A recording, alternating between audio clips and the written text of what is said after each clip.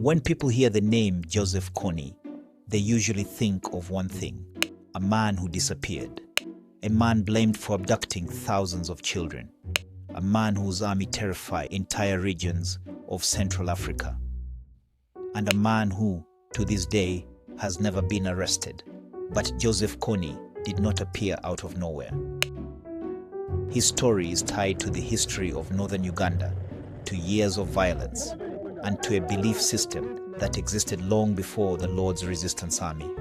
To understand Kony, you have to understand the environment that produced him, and that story begins before Kony ever picked up a gun.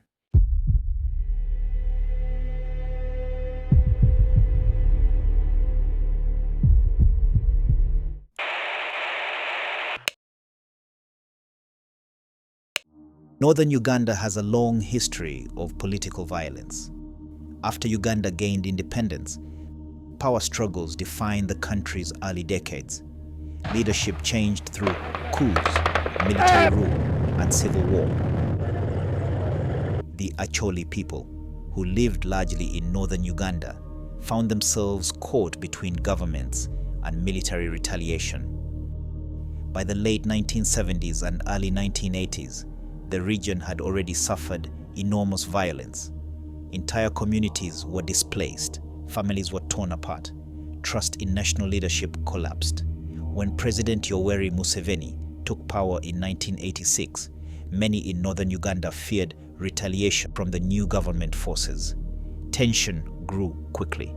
Rebel movements began forming across the north. But one movement stood out, not because of its weapons, but because of its beliefs. Alice Lakwena was an Acholi spirit medium. In 1986, she claimed to be possessed by a spirit she called Lakwena, which she believed represented the Holy Spirit. She preached that Uganda needed spiritual cleansing. She told her followers that sin had caused the suffering of their people. Alice formed the Holy Spirit movement, an armed rebellion guided by spiritual doctrine. Her soldiers believed holy oil could stop bullets. They followed strict moral rules. They believed their war was divine. Thousands joined her. For a time, her movement gained surprising ground, but faith could not defeat military firepower. By 1987, her forces were defeated. Alice fled into exile in Kenya, but her ideas would influence someone else. This man. His name, Joseph Kony.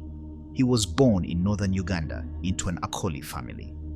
As a young man, he was known locally as a spiritual medium, following traditional Acholi religious practices. Reports describe him as quiet but deeply involved in spiritual rituals and prophecy. When the Holy Spirit movement collapsed, Kony began gathering followers of his own.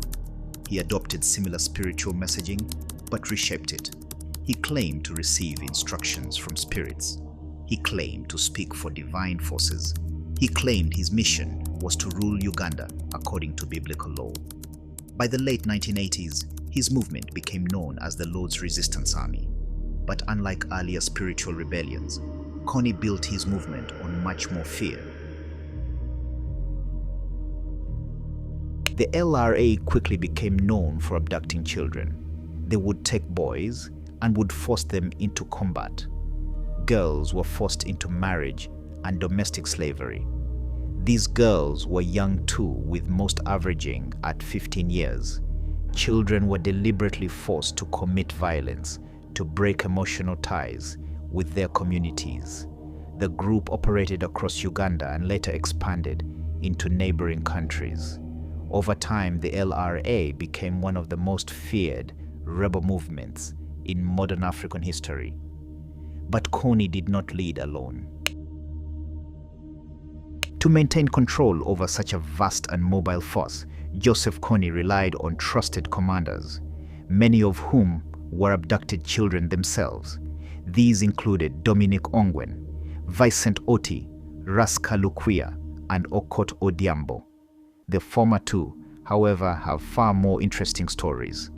Vincent Oti served as Kony's deputy and played a major role in military strategy and negotiations with government of Uganda before his eventual execution within the LRA leadership under the orders of Kony, his commander, who feared that he had been coerced into killing him since he was delaying and avoiding a permanent peace deal with the government of Uganda. Ongwen was abducted by the LRA as a child. Raised inside the rebel system, he rose through the ranks and eventually became a senior commander. His story highlights the tragic cycle of the LRA, where victims were turned into perpetrators. Ongwen first surrendered to Seleka rebels, a rebel coalition in the Central African Republic. According to reports, he had fallen out with the LRA leader, Joseph Kony, and feared for his life. Kony had allegedly ordered Ongwen's arrest or execution due to internal disputes, prompting Ongwen to flee the group he had been a part of since his abduction in 1988. The Seleka rebels then handed him over to United States military personnel who were in the region as part of a mission to help African forces hunt down Kony and the LRA. He was later flown to the ICC detention center in the Netherlands. In 2021, Ongwen was sentenced to 25 years in prison. Joseph Kony, however, remains at large. Why though? How did Africa's most wanted warlord manage to outsmart joint forces from the US and Uganda? That doesn't make sense, especially when you put into account all the atrocities he and his army committed against humanity. All those lives he ended, children he mutilated, families he broke apart, the stigma he left with his victims. Just like that. Nothing. No answers. No justice. The hunt for Joseph Kony, officially known as the Regional Cooperation Initiative for the Elimination of the Lord's Resistance Army, effectively came to an end in April 2017. The decision to pull out was led by Uganda and the United States, who concluded that the LRA had been neutralized to the point of irrelevance. The Uganda People's Defense Forces, UPDF, began a phased withdrawal from the Central African Republic in April 2017. Shortly after Uganda announced its departure, the US Africa Command, AFRICOM, followed suit. While the mission failed to capture or kill Joseph Kony himself, officials argued it was a success by attrition, which essentially meant that they had won by gradually wearing the enemy down until they could no longer function. Please like and subscribe to the Heritage channel if you haven't yet.